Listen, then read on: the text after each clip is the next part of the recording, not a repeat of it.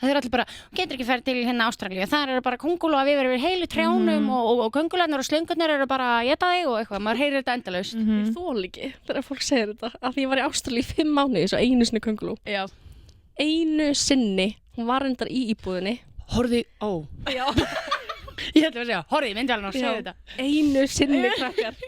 En samt, skilju. þó hún sé í íbúðinni, það ekki mikið, þú veist, með við hvað margir halda held ég. Nei, ég held stundum að fólk sé búið að ímynda sér bara eitthvað, ég sé eitthvað myndir af einhverjum, þú veist, Svona faraldri. Og það er bara eins og við séum í Hobbita myndinni og það er bara allt í kóngulófi og kóngulónir séu bara að fara að éta fólk og ég er alltaf bara, hvað? Eitthvað hræðsla ára, ég er líka alltaf svo TikTok sem er bara eitthvað slanga og eitthvað dóttir í klóstinni og eitthvað. En hvað býr þetta fólk? Er þetta fólk ekki bara einhver staðar? Sko, ég hugsa að það sé bara fyrir norðan eða bara í miðjunni eða eitthvað. Eða bara ókslega óheppið fólk. Svo er það. Eða maður sér líka bara þetta.